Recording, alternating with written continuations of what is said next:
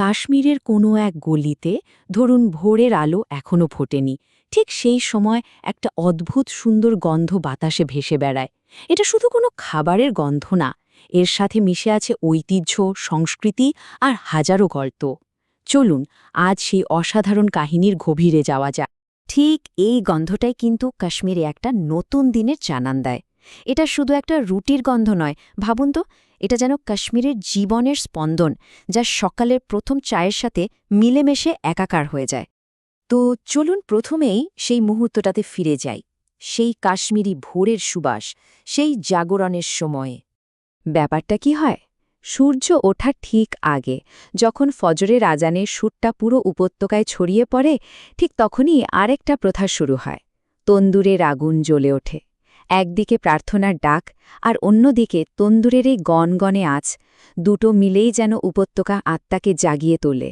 কি অদ্ভুত সুন্দর একটা মেলবন্ধন, তাই না? আর এই পুরো গল্পের কেন্দ্রে কে আছেন জানেন? তিনিই হলেন শিখার রক্ষক, সেই কারিগর। এই কারিগরদেরই বলা হয় কান্দুর, মানে কাশ্মীরের ঐতিহ্যবাহী রুটি প্রস্তুতকারক। কিন্তু এরা শুধু রুটি বানান না, এরা আসলে সামাজিক কাঠামোর একটা অবিচ্ছেদ্য অংশ। মানে তার দোকানটা শুধু একটা বেকারি না, পাড়ার লোকেদের জন্য একটা আড্ডার জায়গা, একটা মিলনস্থল। তার তন্দুরের আগুন যেমন রুটি শেকে, তেমনই সম্পর্কগুলোকেও যেন উষ্ণ রাখে। চতুর্থ প্রজন্মের একজন রুটি প্রস্তুতকারক হেলাল আহমেদ সফির একটা কথা শুনুন। এটা কাজ নয়, এটাই আমাদের পরিচয়। এই একটা কথাই কিন্তু সবটা বুঝিয়ে দেয়। এই পেশাটা তাদের কাছে কতটা গভীর। এটা শুধু পেট চালানোর জন্য নয়, এটা তাদের আত্মপরিচয়, যা বংশপরম্পরায় তাদের রক্তে মিশে গেছে। আচ্ছা, এবার চলুন কাশ্মীরের রুটির যে বিশাল জগৎ, সেখানে একটু ঢুঁ মারা যাক। কারণ এখানে প্রত্যেকটা রুটির জন্য আছে একটা আলাদা মুহূর্ত, একটা আলাদা গল্প। যেমন ধরুন গিরদা। এটা হলো সকালের সবচেয়ে জরুরি রুটি। এটা ছাড়া কাশ্মীরি সকাল ভাবাই যায় না। গোল, বেশ পুরু, আর ভেতরটা একদম নরম। কিন্তু বাইরের দিকটা কি দারুণ খাস্তা! বেকাররা আঙুল দিয়ে এর ওপর একটা নকশা করে দেন। আর নুন চায়ের সাথে এর যা কম্বিনেশন, অসাধারণ। আবার দেখুন লাভাসা। এটা আবার গিরদার ঠিক উল্টো। একদম পাতলা নরম একটা রুটি, সহজেই ভাজ করা যায়।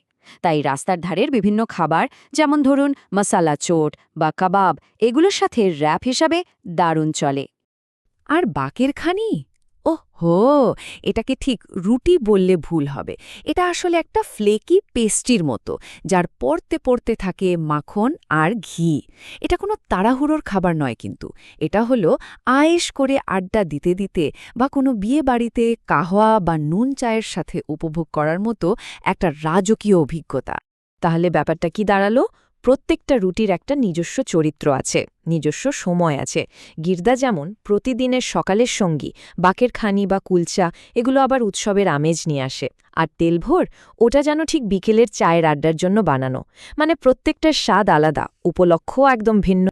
এই যে রুটি আর এই রুটি বানানোর জায়গা, মানে কান্দুরওয়ান, এগুলো কিন্তু শুধু বেকারি নয়, এগুলো হলো সম্প্রদায়ের উনুন, একটা সামাজিক কেন্দ্র। আজকের এই ফেসবুক, ইনস্টাগ্রামের যুগের অনেক অনেক আগে থেকেই কিন্তু কান্দুরওয়ান ছিল কাশ্মীরের আসল সোশ্যাল নেটওয়ার্ক। ভাবুন তো, ভোরবেলা সবাই এখানে জড়ো হচ্ছে, গরম গরম রুটি নিচ্ছে, আর তার সাথে চলছে পাড়ার সব খবরাখবর, রাজনীতিক তর্ক-বিতর্ক, জীবনের ছোট বড় সব মুহূর্ত এখানেই ভাগ করে নেওয়া হতো। কিন্তু এখানেই শেষ নয়। এই তন্দুর বা উনুন, এটা শুধু একটা মাটির চুল্লি নয়, এর সাথে জড়িয়ে আছে এক গভীর আধ্যাত্মিক তাৎপর্য। একটা কিংবদন্তি আছে চতুর্দশ শতকের সুফি সাধিকা লাল দেদকে নিয়ে। বলা হয়, শত্রুরা যখন তাকে তাড়া করছিল, তখন তিনি পালানোর জন্য এক বেকারির জ্বলন্ত তন্দুরের ভেতরে ঢুকে পড়েন। কিন্তু অবাক করা ব্যাপার হলো, তিনি একটুও না পুড়ে একদম অক্ষত অবস্থায় বেরিয়ে আসেন। সেই থেকে তন্দুরকে শুধু উনুন হিসেবে নয়, সহনশীলতা আর একটা রূপান্তরের প্রতীক হিসেবেও দেখা হয়। এই যে সাধারণ দেখতে একটা রুটি, এর পেছনে যে কি বিশাল এক ইতিহাস লুকিয়ে আছে সেটা জানলে অবাক হতে হয়। প্রায় ৭০০ বছরের এক ইতিহাস, যার শিকড় গিয়ে পৌঁছেছে সেই রেশম পথে। এই পুরো যাত্রাটা শুরু হয়েছিল আজ থেকে প্রায় ৭০০ বছর আগে, মানে চতুর্দশ শতকে। তখন মধ্য এশিয়া আর পারস্য থেকে সিল্ক রোড ধরে কাশ্মীরে এসে পৌঁছায় তানুর, মানে এই মাটির উনুন। এরপর সুলতানি আর মুঘল আমলে এর সাথে যুক্ত হয় নতুন নতুন বেকিং কৌশল, এমনকি রাজদরবারের জাফরান মেশানো শেরমলের মতো রুটিও। আর আজকের কন্দুররা সেই ৭০০ বছরের পুরনো ধারাকেই আজও বাঁচিয়ে রেখেছে। সুতরাং একজন কান্দুর কিন্তু শুধু একজন রুটি প্রস্তুতকারক নন, তিনি আসলে ৭০০ বছরের পুরনো এক জ্বলন্ত শিখার রক্ষক। একটা জীবন্ত ইতিহাসকে তিনি প্রতিদিন সকালে আমাদের জন্য তৈরি করেন। কিন্তু ভাবার বিষয় হল, যে শিখাটা ৭০০ বছর ধরে জ্বলছে, সময়ের এত ঝড়ঝাপটা যাকে নেভাতে পারেনি, সেই ঐতিহ্যই আজ এক নতুন সংকটের মুখে। চলুন সেই আধুনিক বাস্তবতাটা একটু দেখি। দেখুন, শত শত বছর ধরে কাশ্মীরে রুটি শুধু একটা খাবার জিনিস নয়, এটা একটা অলিখিত সামাজিক চুক্তি। মানে এটা এমন একটা জিনিস যা সাশ্রয়ী হবে, নির্ভরযোগ্য হবে আর সবার জন্য অপরিহার্য হবে। কিন্তু কি হয় যখন এই পবিত্র অলিখিত চুক্তিটা হঠাৎ করে ভেঙে যায়? সম্প্রতি ঠিক এটাই হয়েছে। রুটির দাম হঠাৎ করে প্রায় দ্বিগুণ হয়ে গেছে। এর ফলে সাধারণ মানুষের মধ্যে একটা তীব্র হতাশা তৈরি হয়েছে। তাদের কাছে এটা শুধু একটা অর্থনৈতিক বোঝা নয়, এটা একটা চরম বিশ্বাসভঙ্গের মতো। যে কান্দুরকে তারা প্রজন্মের পর প্রজন্ম ধরে নিজেদের লোক বলে জেনে এসেছেন, এই মূল্যবৃদ্ধি যেন সেই সম্পর্কে একটা অদৃশ্য দেওয়াল তুলে দিয়েছে। কারণটা বুঝতে হবে, এই দাম বৃদ্ধি শুধু মানুষের পকেটে চাপ সৃষ্টি করে না, এটা তাদের প্রতিদিনের সকালের যে পবিত্র একটা আচার, সেখানেও আঘাত হানে।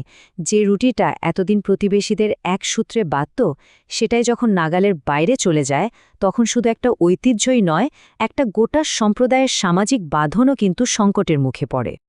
তো সব শেষে একটাই প্রশ্ন থেকে যায়। একদিকে কারিগরের টিকে থাকার লড়াই, তার কাঁচামালের দাম বৃদ্ধির বাস্তবতা, আর অন্যদিকে সাধারণ মানুষের ঐতিহ্য রক্ষার আকুতি। এই দুয়ের টানাপোড়েনে ৭০০ বছরের পুরনো এক শিখাকে বাঁচিয়ে রাখার আসল মূল্য ঠিক কত?